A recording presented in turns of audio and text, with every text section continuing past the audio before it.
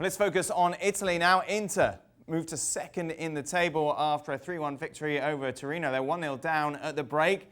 But then the unlikeliest of goal scorers, Ashley Young, Godin, and then Lautaro Martinez guaranteeing the victory. Stewart, Robson with us. Robbo, the old defenders popped up. Yeah, I mean, they didn't play particularly well in the first half, but Godin, who's been threatening to score goals but hasn't scored one for Inter Milan so far, it was a great set play. They worked a set play. Short went back out to Ashley Young, who played it into Sanchez. He headed it back into a good area, and Godin was there. He kept on coming round the far post, marauding forward from his right wing back, right-sided centre-half position. Didn't quite get on the end of a couple of crosses in the first half. But Ashley Young has been an inspiration at times for Inter Milan. He's played really well, and he deserved his goal. Rob, we all know, you're a big Antonio Conte fan, yet embarrassing when you take a look at the fact that they still remain 8 points behind Juve at the top of the table, considering the position they were in earlier in the season. Where's it gone wrong, in your opinion?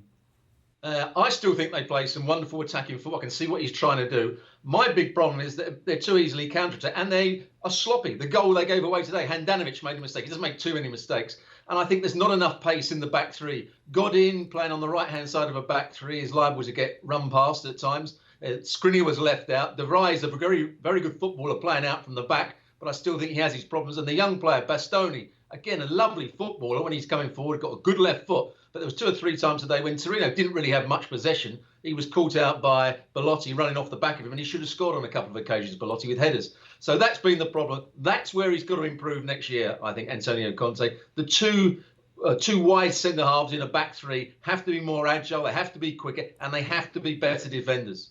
Robbo, it's the first time I've had the chance to properly talk to you about that Juventus against Atalanta game. What a brilliant match, in particular for Atalanta, who will feel more than aggrieved that they only got a point. Well, you saw the quality, didn't you, of Atalanta, the brilliant movement of Gomez. That ball he played round the corner for Zapata was a wonderful goal. It's what you expect at the moment from Atalanta. And they were unlucky because, whether it's right or wrong, 2 penalties. Really, Juventus didn't play particularly well. And those 2 penalties to be given against them, I think they were really unlucky. How would you fix this handball rule, Robbo?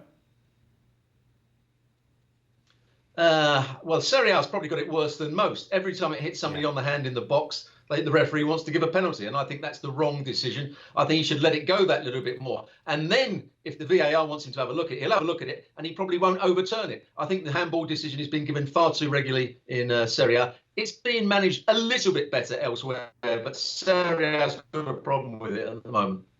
Almost as bad as your internet, Robbo. The final point, before I let you go, before the dial-up goes. Atalanta, PSG, how would you put that percentage-wise?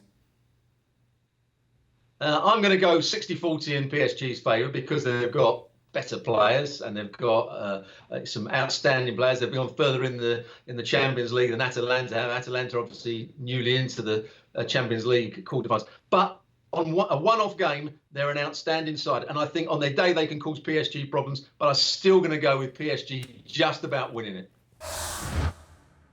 Thanks so much for watching ESPN on YouTube. And for more sports highlights and analysis, be sure to download the ESPN app. And for premium content and live streaming, subscribe to ESPN Plus.